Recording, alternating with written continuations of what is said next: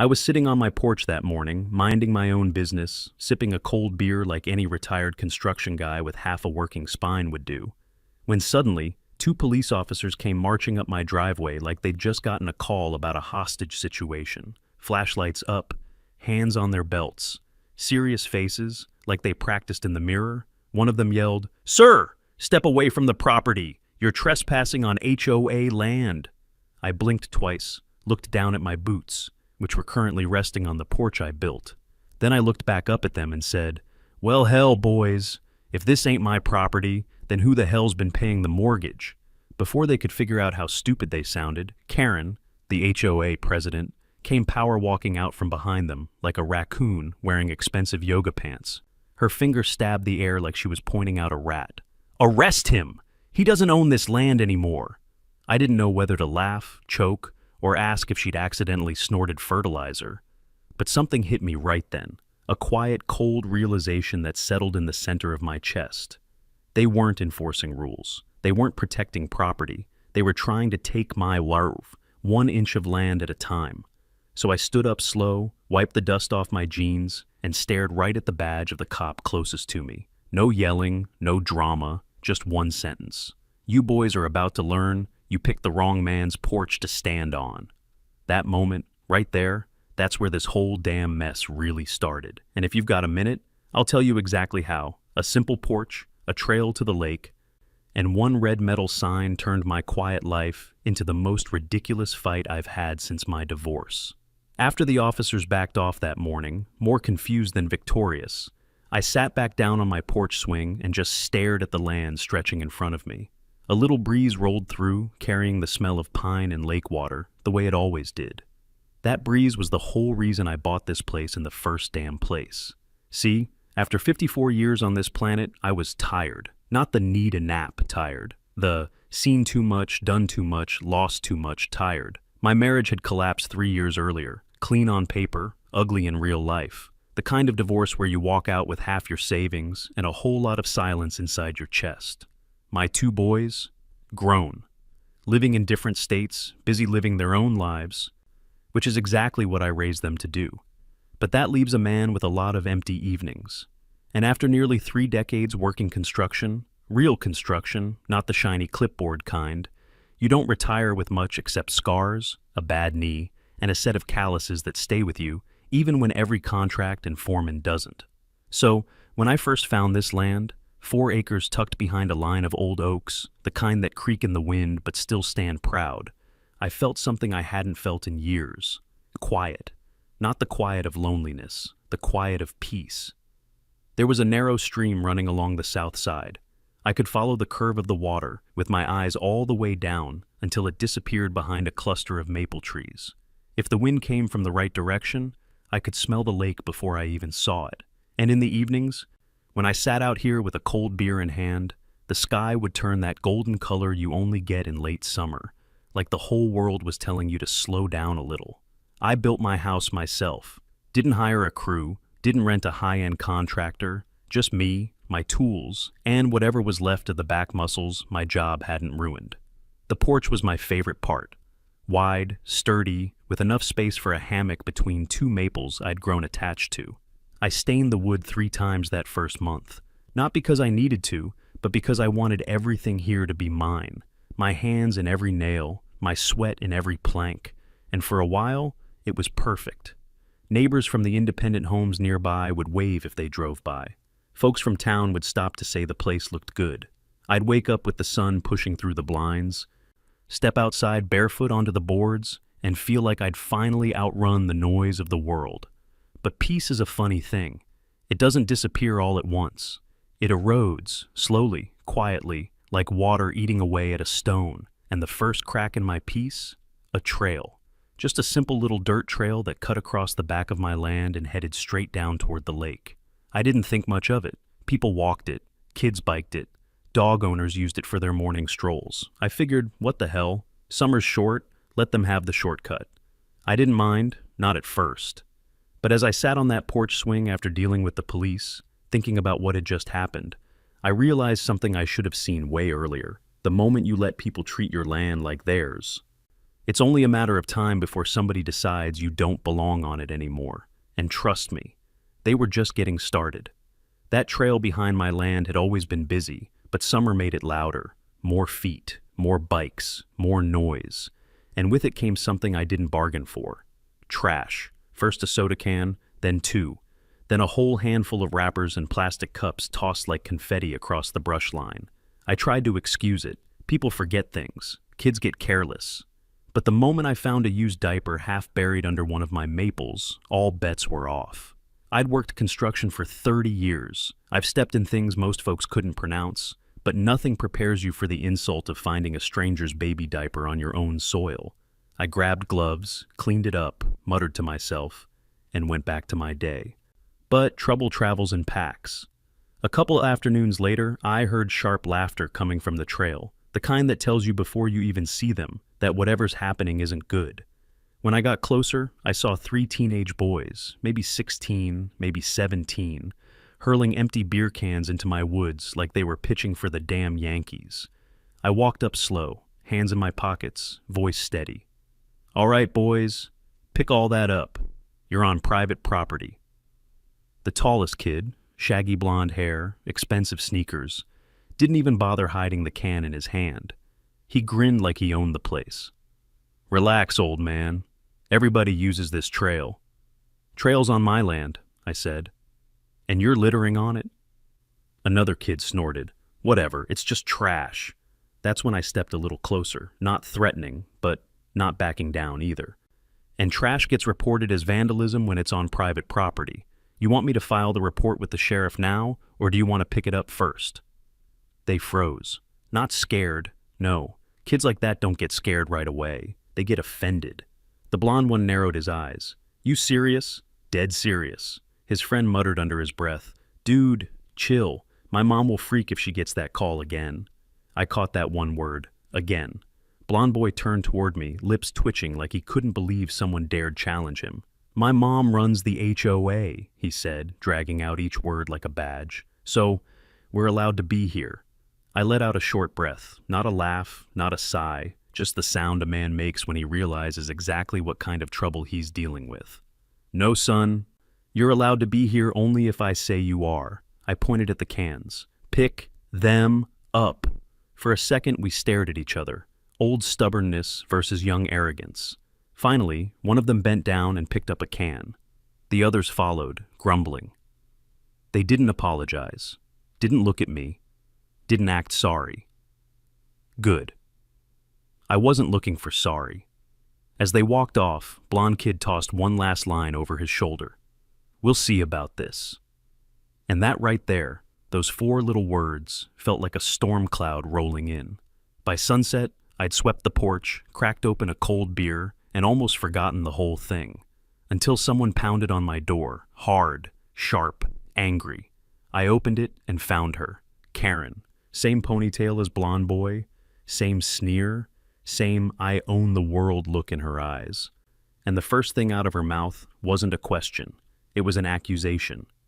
"Did you threaten my sons?" At that moment, everything clicked. The trash, the attitude, the entitlement. And I knew. Those boys weren't the problem, they were the preview. I stood there in the doorway, still holding my beer, and looked straight at the woman who had just accused me of threatening her kids. She had one foot on my welcome mat like she was claiming the damn land for Spain. Same ponytail as her blonde boy, same tight workout outfit that probably cost more than my monthly groceries. Same expression you see on people who think rules are for everyone except them. She jabbed a finger toward my chest before I could even open my mouth. "You stay away from my sons. Do you understand me?" I took a slow breath, counted to 3. Told myself I was too old to slam a door in someone's face. "Ma'am," I said calmly, "your boys were throwing trash all over my woods." "They told me you threatened to file charges," she snapped. "I told them I could," I corrected her.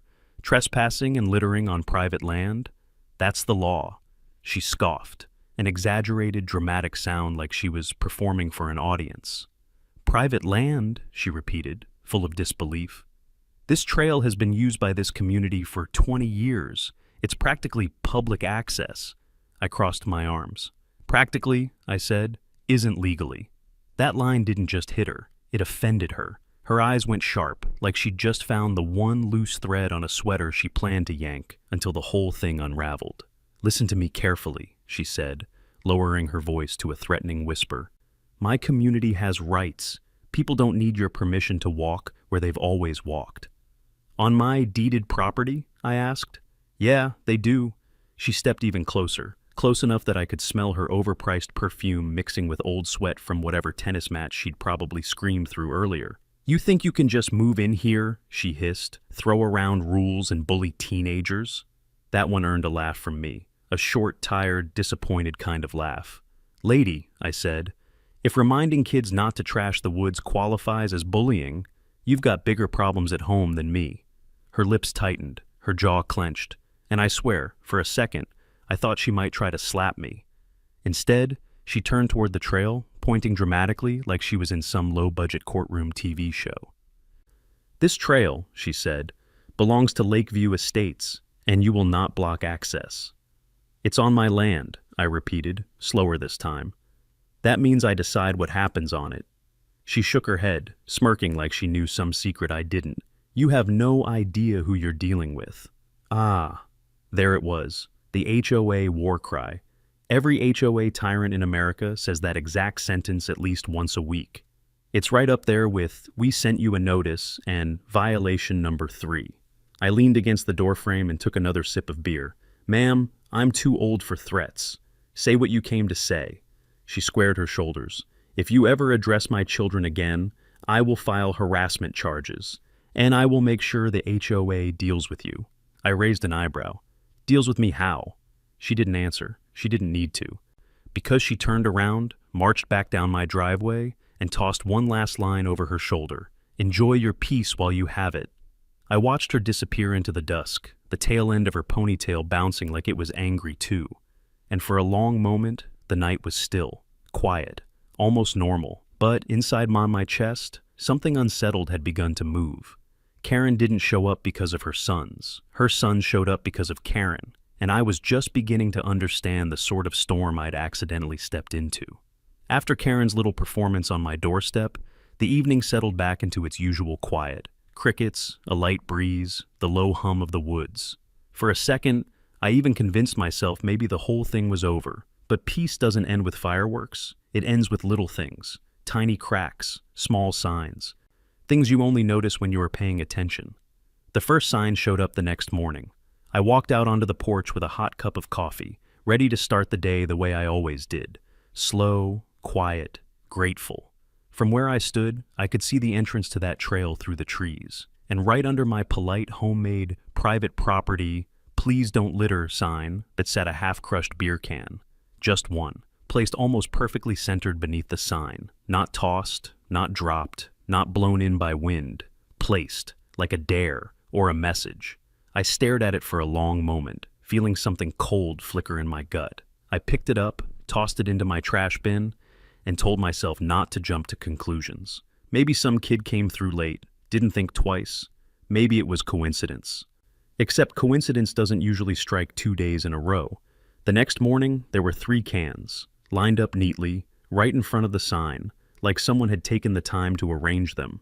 And on the third morning, wrappers, plastic cups, cigarette butts, a smashed glass bottle, all of it scattered like confetti, but every single piece within a 3-foot circle around my sign. Not on the trail, not down the path, nowhere else. Just there, right in front of the only thing I had put up to set a boundary. I bent down, picking up one piece at a time, the way a man does when he's not angry yet, but knows he's going to be. As I cleaned, I noticed footprints, smaller ones, teenage-sized, some with those expensive, dumb-looking soles the kids in that HOA wore, and one footprint, bigger, wider, adult-sized. I didn't want to assume, but I could picture Karen standing behind the trees, her arms crossed, barking orders like a general. I threw the trash away, washed my hands, and took a long look at the path stretching into the woods. My sign wasn't working, my patience wasn't working, my politeness sure as hell wasn't working. That's when I realized something important. This wasn't about the trail. It wasn't about lake access. It wasn't even about teenagers being idiots. It was about people who believed the world belonged to them simply because they said so. People who thought boundaries were just suggestions, that other folks' land was just an extension of theirs. People who'd never been told no without consequences. The kind who raise boys who brag about their mother running to the HOA. I stood there, trash bag in hand, and felt something shift in my chest. A slow anger, a deep anger, an anger that doesn't flare, it settles. Because I knew exactly what this was now. Not littering, a warning shot. So that evening, I didn't drink my beer on the porch.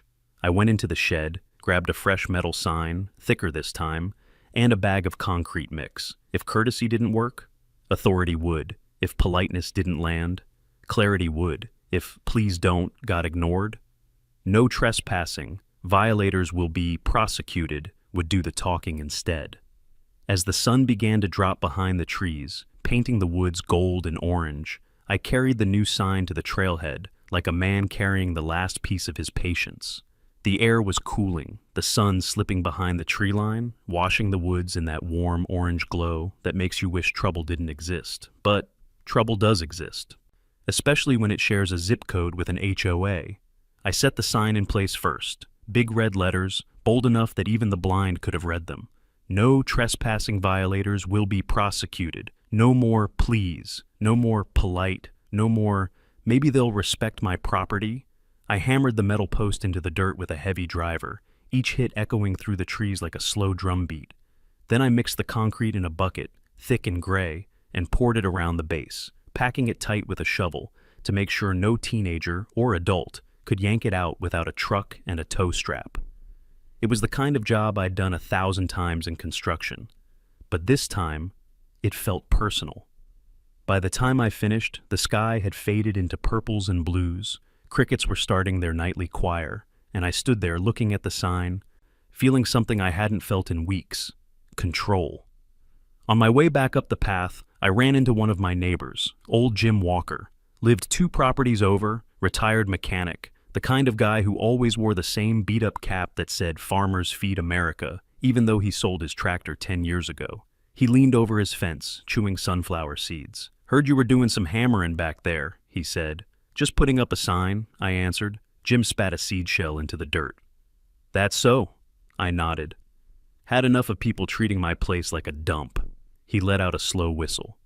"Son, you know who you're pissing off, right?" I raised an eyebrow. "Teenagers?" Jim shook his head. "No, their mother." "Which one?" "The one who runs the damn HOA." "Ah, Karen, of course." Jim rubbed the back of his neck like he was deciding how honest to be. "Look, Ron, I ain't telling you what to do, but that woman, she don't like being told no, and she sure as hell don't like losing control." "Her control stops at her boundary line," I said. Jim snorted. "You think she cares where her boundary line is?" I didn't answer, because that line hit a little too close to the truth. Jim pushed off the fence, dusted off his jeans. "Just be ready. People like her don't back down. They double down." And with that warning hanging in the air like a storm cloud, he headed back to his shed. I walked the rest of the way to my house, the night settling heavy around me. I could still see the new sign at the edge of the woods, catching the last scraps of daylight, like a small silver shield.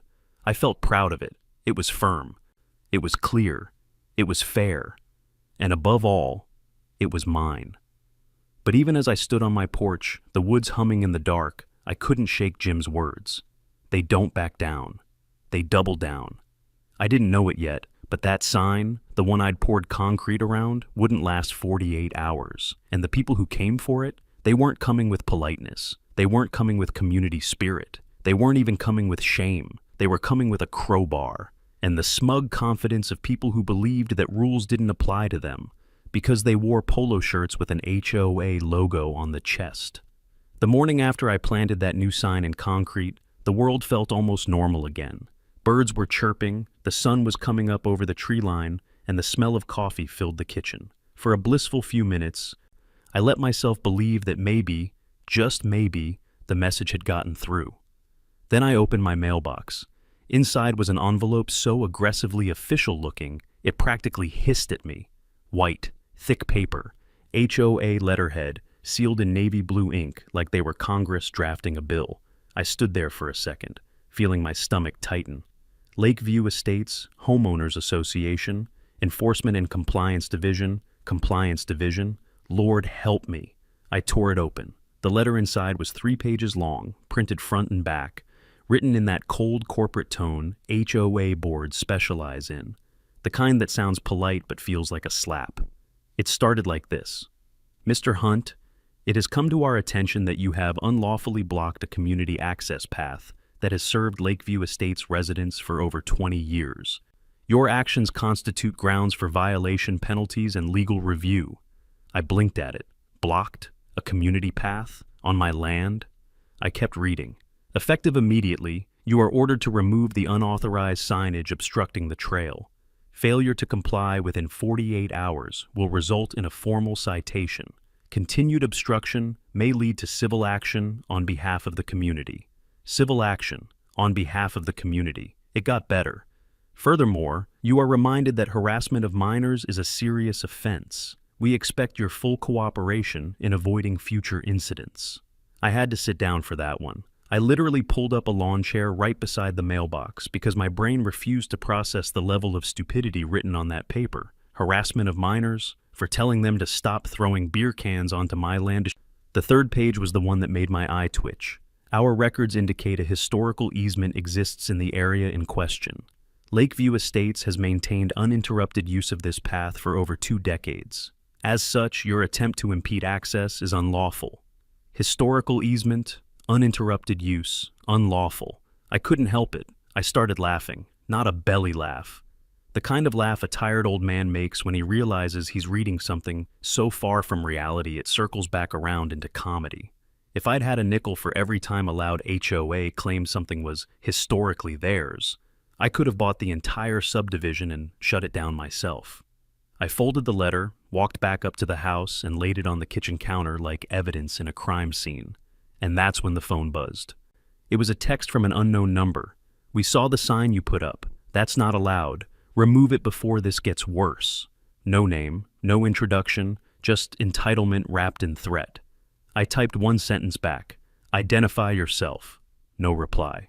I stood there, staring at the phone, the letter, and the woods behind my window.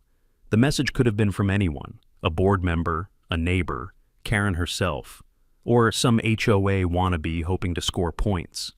I set the phone down and exhaled slowly. This wasn't about the sign anymore. It wasn't about the trail. It wasn't even about those boys.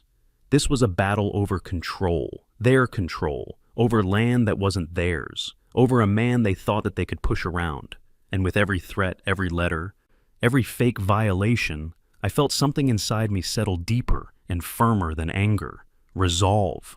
I looked out the window at the woods and whispered to myself, if they want to fight, they're about to see what a real one looks like. But I didn't know yet how bad it would get. I didn't know Karen had escalations of her own planned, and I sure as hell didn't know 2 police officers would be back at my door sooner than I thought. 2 days after the HOA letter showed up, I was on my porch tightening a loose hinge when I heard tires rolling slow over gravel. Not fast, not urgent, slow.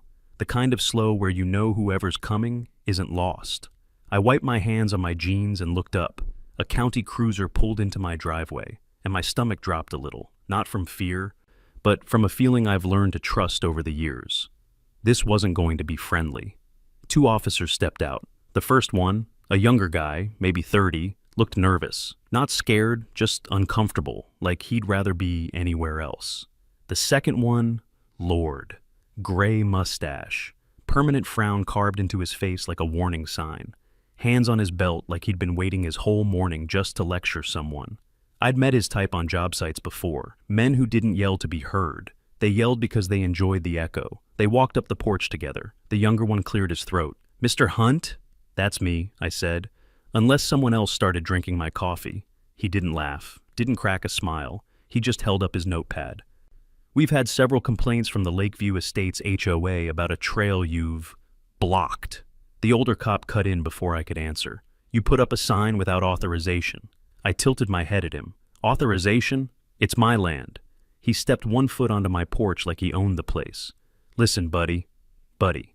Always a bad start. The trail behind your house has been used for over 2 decades. You can't just shut it down because you feel like it. That's how community access works. Community access doesn't override private property, I said slowly. Not unless there's a recorded easement, which there isn't. The younger cop shifted his weight, like he agreed but wasn't allowed to. The older one crossed his arms. We're not here for a property law seminar. Good, I said, because I don't give those for free. That one hit him. I could see it in the way his jaw twitched. He stepped closer, lowering his voice like he wanted to make sure the threat landed where it needed to. Hear me real clear, Hunt. If we get one more call saying you've been harassing residents, I raised an eyebrow. By telling them not to throw beer cans into the woods, he ignored me. We can and will detain you for a 24-hour disorderly conduct hold. No charges needed, no questions asked. He paused, let it sink in. That's when the dirty hit me, not the literal kind, the political kind. I looked him dead in the eyes. Let me ask you something, officer. Are you in your right mind?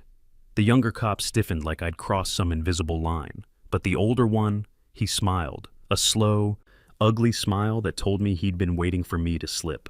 Careful, he said. Words like that can be interpreted as obstruction. Obstruction, for asking if he was in his right mind. I felt the anger rise, not hot, but heavy, the kind that sinks into your gut and stays there. I kept my voice steady. So, let me get this straight. A woman who doesn't own an inch of my property calls you, and that gives you the right to come onto my land and tell me to open it for her?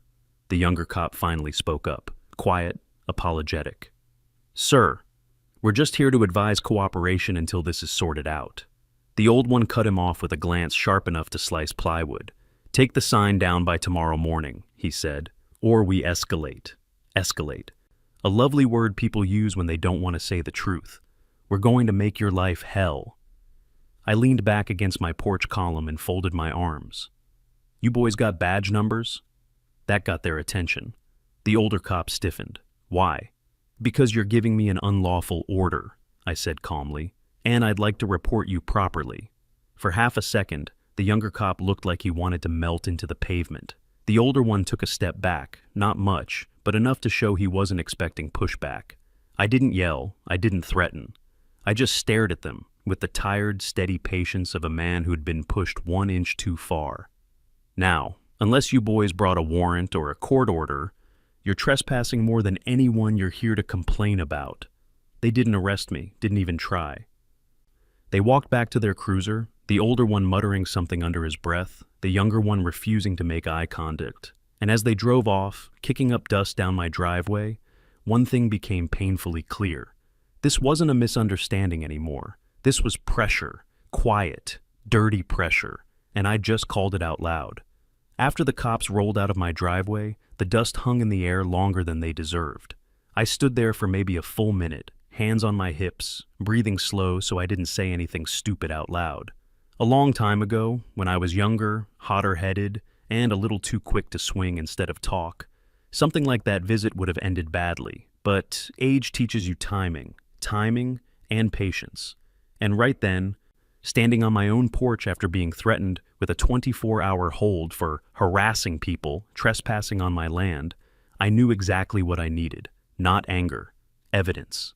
So I walked inside, grabbed my phone, and called the one person I knew would answer even if he was in the middle of Sunday church service. Tom Peterson, my friend, my lawyer, and, more importantly, a man who hated HOA bullies the way cats hate vacuum cleaners. He answered on the second ring. You in trouble again? Not yet, I said, but I think trouble's warming up the truck. I told him everything. The teens, the trash, the letter, the cops, the old officer's threat. Every detail. Tom didn't interrupt. He just let out low, thoughtful grunts every so often.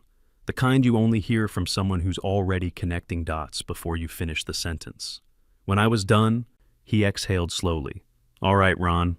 First thing tomorrow morning, get cameras. Cameras? I asked. Good ones, he said. You want eyes on every inch of that land. The kind that records, stores, timestamps, and syncs to the cloud. Don't cheap out.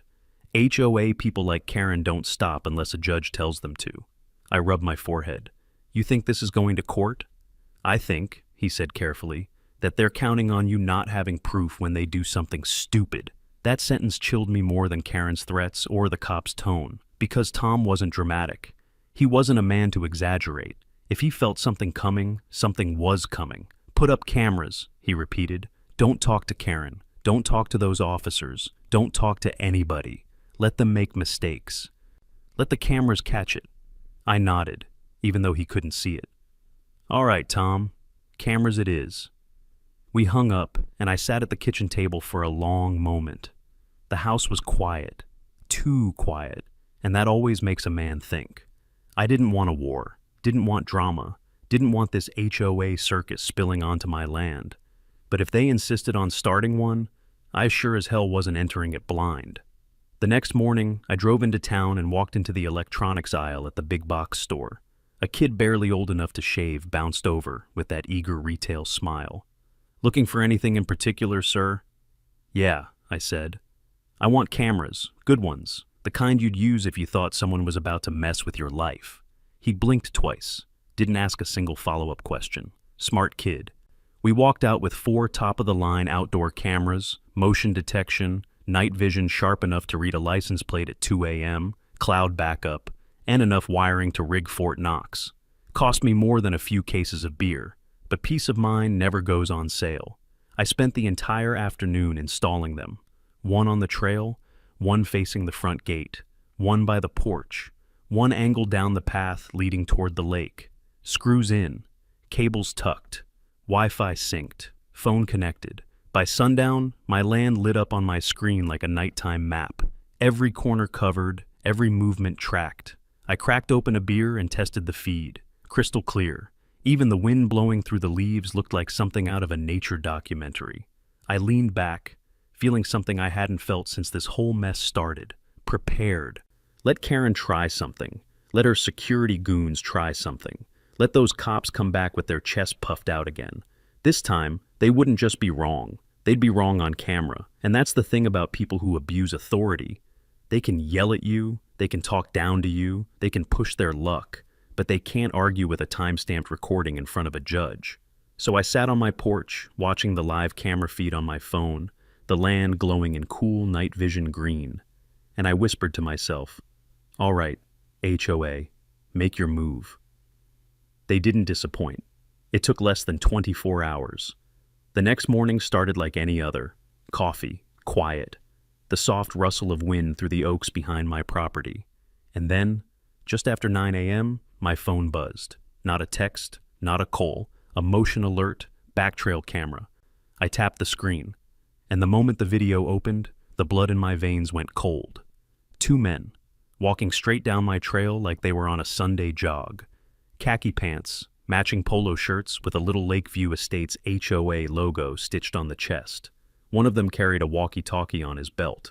The other carried a crowbar, not even trying to hide it. They marched right up to my new sign, the one I'd poured concrete around, and stood there like they were deciding how to dismantle a small building. The guy with the crowbar looked around once, then smirked. Then he jammed the metal tip under the signpost. My jaw tightened. He leaned his full weight onto it, grunting, and started working the post back and forth. The other guy kept watch, arms crossed, like he was guarding a military operation. And here's the thing. My cameras weren't just high resolution. They had audio. Clear, crisp audio. So when the man with the crowbar started talking, I heard every word. Crowbar guy. Karen said just break the damn thing. She's sick of looking at it. My eyebrows shot up. There it was, the line every lawyer dreams of. Lookout guy. Yeah, well, this guy's gonna lose his mind when he sees it gone. The crowbar scraped against concrete. Crowbar guy. He ain't gonna do nothing. Karen runs the HOA. We run the trail. He laughed. A cocky, ugly laugh. Lookout guy. Man, he probably thinks that concrete's gonna stop us. Another grunt. Another jerk of the crowbar. Then, with one last heave, the post snapped loose. They dragged the sign out of the hole and let it fall to the dirt like it was a trophy they didn't respect. The first guy spat on it. Crowbar guy. She'll be happy we got it done before lunch. The audio didn't just catch their words. It caught the pride in their voices, the arrogance, the stupidity, and the part that hit me hardest. They truly believed they were untouchable. I watched the whole thing live, from my porch, hands clenched so tight my knuckles turned white. My first instinct? Grab the truck keys, hunt them down, explain the meaning of private property, the way I learned it growing up. Direct, simple, and involving a firm grip. But then I heard Tom's voice in my head, steady as ever. Don't interfere. Let them make mistakes. Let the camera do the work. So, I didn't move. I let them walk off with the crowbar, my sign, and their own stupidity. Then I saved the footage, backed it up twice, uploaded it to the cloud, and emailed a copy to Tom with 2 words. It happened. He called me 30 seconds later. Ron, this is perfect. They tore down the sign, I said. Better than that, he replied. They narrated the crime for us. He wasn't wrong. Time-stamped, clear video, clear audio, clear admission that Karen ordered it. Tom told me exactly what to do next. File today, don't wait, property destruction, trespass, intimidation, and attach every second of that video. So I drove to the county courthouse, printed out the complaint, uploaded the footage to the clerk's system, and handed everything over like I was dropping a live grenade in the middle of bureaucracy. The clerk skimmed the form, then looked up at me with wide eyes. They did this while knowing they were being recorded? They're HOA, I said. They think cameras are for other people. She shook her head. Well, the judge is not going to like this. Good. I didn't need him to like me, just the truth. I walked out of the courthouse with a stamped copy in hand and a weight off my shoulders. That evening, I sat on the porch again, watching the trail through my phone's live feed. Nothing moved, just wind and shadows. But something had changed. This wasn't just frustration anymore. This was a case, a real one. And Karen? Well, Karen didn't know it yet, but she had just dug her own hole with a crowbar. And tomorrow she'd come knocking again. But this time, she wouldn't be alone. She'd bring the same 2 cops, and she'd bring hell with her. They didn't wait long to make their next move. The very next day, just after lunch, I was sitting at my kitchen table going through some old paperwork when my phone buzzed again. This time, not from the cameras. It was a text from Tom. County logged your complaint. Judge's clerk flagged the video. Good start. Stay calm. I smiled a little at that last part. Stay calm, he said, like I was about to run outside swinging a shovel. I slipped the phone into my pocket, walked over to the sink to rinse my coffee mug, and that's when I heard it. Gravel. Slow, heavy, crunching, like yesterday's déjà vu. I dried my hands, moved to the front window, and peeked through the blinds. Same county cruiser, same dull paint, same sinking feeling in my gut. And this time, it wasn't just the 2 cops. Karen was with them. She stepped out of her SUV like she was making an entrance on a stage she thought she owned. Ponytail tight, sunglasses on, clipboard in hand. For dramatic effect, I guess.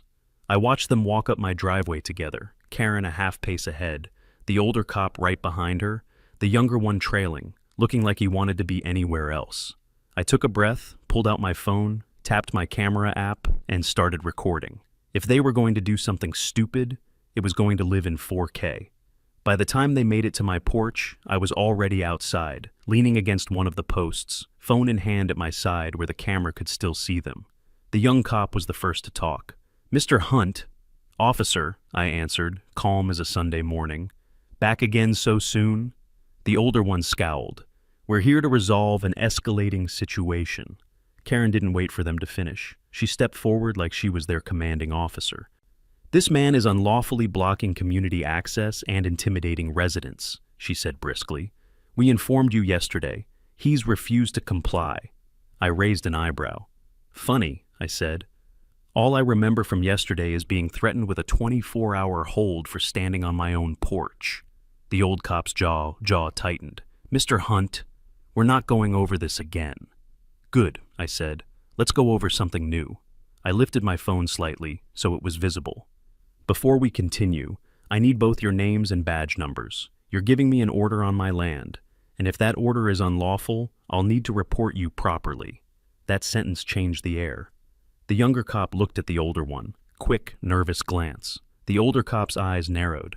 Why are you recording us? Because the last time you were here, I said, you threatened to detain me for harassing people who were trespassing and littering. That sounded a whole lot like an unlawful use of authority. So, Now I'm documenting. I pointed at my phone. For your sake and mine. He hesitated, just for a second. The younger cop cleared his throat. Officer Myers, badge 614. I nodded slowly. Thank you, Officer Myers. I turned my eyes to the older one. And you? He stared at me like he wanted to burn a hole through my skull. It's Sergeant Dugan, badge 1732. I repeated it out loud, clearly, so the audio would catch it. Sergeant Dugan, badge 1732, appreciate your cooperation. Karen scoffed. This is ridiculous. You're wasting their time and ours. Take the sign down, and this whole thing ends. I looked past her, toward the tree line where my sign used to stand, now just an empty space, still ringed with disturbed dirt and chipped concrete. You mean the sign your HOA security tore out with a crowbar yesterday? I asked. Her mouth opened, then shut. The younger cop blinked. You have proof of that? I almost smiled. You tell me, I said, holding up my phone. 4 cameras, full coverage, clear video, clear audio. Your HOA guys bragging about Karen told us to break the damn thing. For the first time, Karen's confidence cracked. Just a hairline fracture, but I saw it. That's taken out of context. I laughed once. That's the nice thing about video, ma'am. There isn't much context to twist when someone's on camera with a crowbar saying your name like you're signing their paycheck. Sergeant Dugan stepped in, trying to salvage whatever control he thought he still had. Mr. Hunt, regardless of what you think you have recorded, we're here with a simple directive. Stop blocking access to the trail until this matter is sorted out. That's it. I tilted my head. So, let me make sure I've got this on record, I said. You're ordering me, verbally, to surrender control of land I legally own, without a court order, without an easement on file, and without any documentation, all because an HOA president told you it's community access. Is that accurate, Sergeant? His lips pressed into a thin, angry line. You're twisting it. No, I said quietly. I'm clarifying it. The younger cop shifted again, pushing his hat back a bit, eyes flicking to my phone like it was a loaded gun. Karen stepped closer, voice rising. You can play word games all you want, but this trail belongs to us. You're just some bitter old man who bought land next to the wrong neighborhood, and you're about to learn how that works. I turned to the camera, never taking my eyes off her. Note for the record, I said calmly, the HOA president is openly attempting to direct law enforcement actions on private property without legal authority. That landed hard. Neither officer liked that sentence. Sergeant Dugan uncrossed his arms, his tone sharpening. All right, we're done here. You've been advised. If you continue to cause problems, this goes up the chain. Good, I said. Send it up. Because my next call goes to the sheriff's office. And my lawyer already has your names, your badge numbers, and a copy of that footage. The younger cop looked like he wanted to crawl into the cruiser and disappear. Karen tried one last time, voice hissing low so only we could hear. You think you've won something here? I shook my head. No, I said quietly. I think I just stopped losing. They left without shaking hands, without another word. Gravel crunched under tires as the cruiser pulled away, Karen's SUV following like a shadow that wasn't ready to let go. I stood there on the porch for a long moment after they were gone. The air was still, too still, and for the first time since this started, I didn't feel like the one being cornered. I felt like a man who'd just turned a light on in a dark room, and somewhere, behind all that HOA paperwork and community access talk, I knew someone else had seen that same light. They were gone. Karen, the 2 officers. Their dust was still floating in the sunlight when my phone buzzed in my pocket. At first I thought it was Tom following up, or maybe the camera system pinging again. But no, it was an email. No sender name, just an address I didn't recognize. I almost deleted it. Spam maybe, but the subject line stopped my thumb cold. You're not crazy. She forged everything. I opened it. And right there, in the first sentence, the whole battlefield shifted under my feet. I saw what happened at your place today. Karen is losing control. She told the board you threatened her sons and attacked police. Everyone here knows that's a lie. I blinked, reading it twice just to make sure I wasn't imagining things. A whistleblower, from inside the HOA. The email continued. I'm part of the compliance team. I shouldn't be emailing you, but I'm done with this. Karen has been forging documents for years. She forged the access easement she's been waving around. She forged the old owner's signature. And last month, she forged the date stamp on the trail map to make it look historic. She's dangerous. My breath stilled in my chest. There it was. The answer to everything. The HOA letter, the cops, the confidence, the arrogance. Karen wasn't bluffing. She'd built her entire leverage on fake paperwork. But the next paragraph, that one hit even harder. She flipped out after you filmed her with the officers today. I overheard her say she was done being nice and would teach you a lesson. I'm not sticking around for whatever she has planned next. Attached are the files she doesn't want anyone seeing. I scrolled down. 5 attachments. 1. A PDF labeled Trail Easement 98, stamp crooked, signature pixelated, metadata, created last month. 2. A scanned page, Community Access Charter PG 7. Only problem? The HOA was incorporated in 2008. 3. A photo of Karen's desk, showing 3 drafts of the same forged signature. 4.